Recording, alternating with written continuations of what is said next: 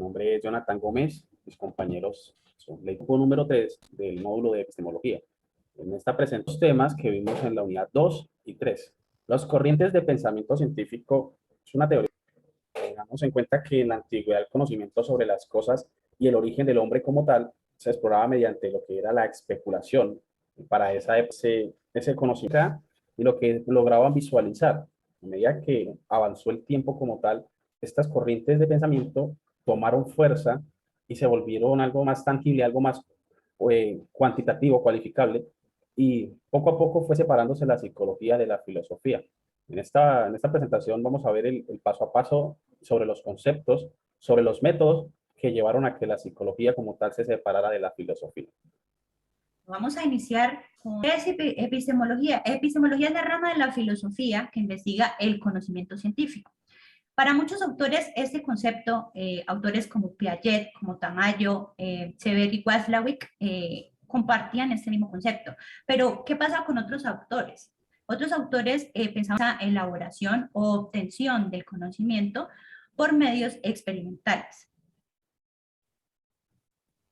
Finalmente, entendemos como epistemología el conocimiento como tal, más como tal en la persona, pero también que nos dice, no solamente viene como tal en el interior, sino también en ese compartir, ¿sí? En esa interacción con el otro. El origen y evolución de la historia de la visión del mundo comienza. Eso empieza en la antigüedad con los filósofos que fue Aristóteles, Platón, conocimientos, los cuales pues ayudaron a que se crearan investigación de cada uno de estos temas que nos dejaron ellos, o que fue la controversia de cada una de estas cosas que en el momento no había como una respuesta pues a estas preguntas. Las escuelas nos dieron esas respuestas por medio de esos experimentos del psicoanálisis, pues lo que fue por medio de una consulta, unas preguntas para averiguar las conductas y los estados de ánimos que podían expresar las personas. Hermenéutica es la ciencia que estudia la conciencia por medio de los sentidos, lo que es el tacto, la vista. Toda esta información llega directamente a la conciencia. Acá tenemos un ejemplo en esta imagen en la cual pues podemos tener dos tipos de percepciones, ¿sí? Podemos ver un pato, algunas personas pueden ver un pato o pueden ver un conejo. ¿Qué es lo más importante? Que siempre vamos a ver primero una cosa y luego vamos a ver otra cosa. Eso siempre influye, la conciencia siempre influye en este tipo de decisiones que toma el cerebro para decir, bueno, ¿qué es lo que está viendo? En esto pues hay una persona muy importante, un filósofo, que se llama Edmund Husserl, que establece la diada noesis noema. La noesis es el acto internacional de pensar y la noema es el pensamiento de algo. Entonces, que siempre vamos a interpretar todo lo que veamos de una manera y cuando volvamos a verla o el cerebro llegue la información, pues tenga otra perspectiva y vea otra cosa. No siempre va a haber solamente una cosa que estamos viendo. La hermenéutica básicamente se conoce como el arte de interpretar textos para fijar un sentido de lo que se está leyendo. En un principio se fijaba esto en lo que eran las sagradas escrituras literarias, se extendió como tal a todas ellas. Se centra prácticamente en interpretar, entender y en buscarle un sentido a las palabras con un amplio conocimiento, no solamente en lo que queda plasmado, sino buscar su significado como tal. El problema de la hermenéutica como tal es su exceso de fe a la hora de lo que es interpretar el buen sentido de las palabras.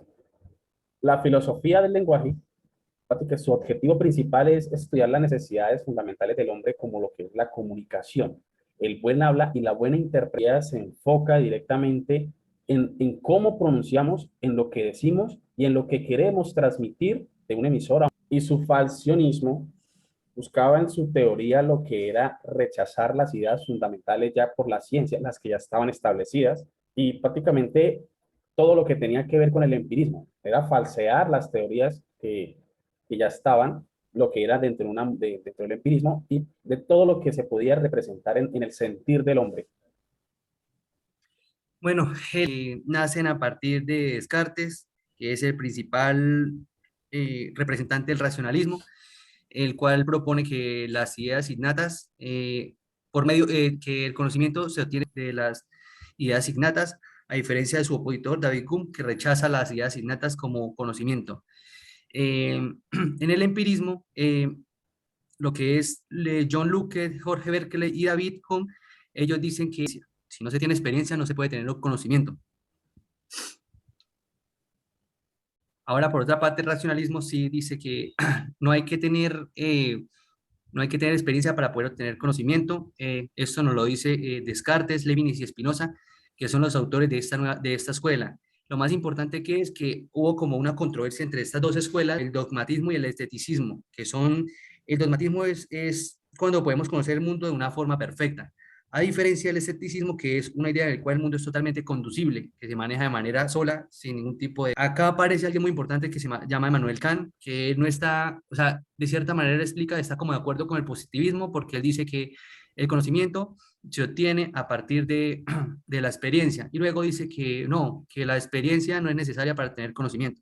Entonces, él como que se basa en esas dos escuelas, para las dos escuelas importantes, que es el racionalismo y el empirismo. Bueno, seguimos con positivismo, popularizada filosófica que afirma que todo conocimiento deriva de la experiencia. No cree en las ideas innatas, ni dice que debe objetivarse o demostrarse objetivamente a través de un método científico. El pospositivismo, un método nuevo que pone el sujeto de investigación como prioridad, ¿sí? Emplea más social, lo hace más tirado como usted está en un experimento, sino vayamos a la calle, hagamos encuestas, hagamos estudios, y por eso emplea los métodos de estudios. También piensa y dice que el conocimiento humano depende de la perspectiva de cada quien. Lo que estábamos hablando, que no hay un conocimiento generalizado como tal, sino que, perdón, cada persona tiene un diferente tipo de conocimiento dependiendo de sus experiencias. La psicología como ciencia. La psicología deja de ser una rama de la filosofía simplemente por el hecho en que se empezó a emplear estadísticas como método de estudio del conocimiento para medir el conocimiento como tal, a tomar parte de la ciencia. Después de esto vamos a empezar a ver las escuelas que dieron origen a la psicología como ciencia. La ontología de la psicología. El principal objetivo de la ontología es el estudio de los problemas del ser, de la sustancia, de lo que nos compone, muchos problemas a la hora de nuestro desarrollo cognitivo, en el cual se refleja nuestra conducta. Las primeras causas como tal de la ontología es la realidad y la existencia del ser. Es decir, la ontología se enfoca en todo lo que conlleva nuestros procesos cognitivos y se ven reflejados a la hora de contribuir a lo que es en la sociedad, incluso en nuestras propias vidas. Conductismo. Inicialmente se basa en el trabajo que hace Pavlov en los laboratorios con sus experimentos, y es allí donde le da lugar a, como tal, la observación y los experimentos en la psicología. Vamos a ver que Watson empieza a emplear en su estudio y en su carrera, pero ¿qué decía él? Que en la Edad Media ellos pensaban que la mente tenía vida, y él decía que esto era solamente supersticiones. Para él la psicología va más allá en el punto de que es observable la conducta.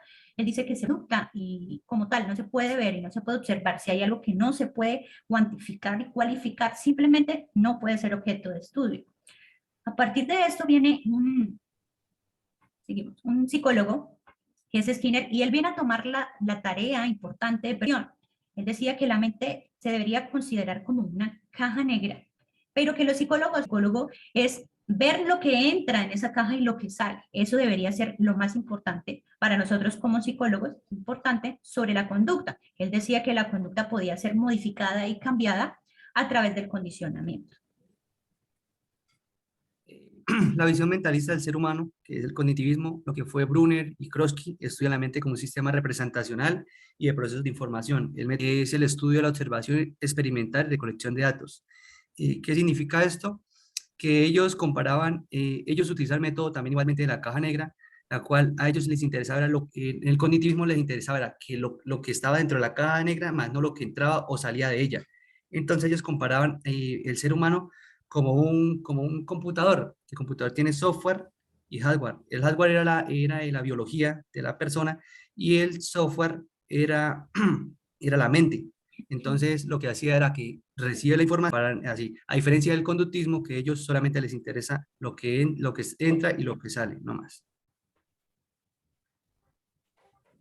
Métodos de investigación en la psicología. Partamos por entender que todas las ciencias como tal requieren un método de investigación para lo que es la recolección de datos y poder continuar lo que es un proceso. Algunos de estos métodos de investigación que dentro del ambiente del sujeto, dentro de lo que el sujeto hace a diario y se moviliza. Para nosotros como psicólogos es fundamental la observación natural y lo que es poder entender con nuestra vista prácticamente todo lo que afecta al individuo en la parte cognitiva y el porqué de su comportamiento. De ahí se derivan lo que son mucho lo de las enfermedades, lo que es los síndromes, las patologías.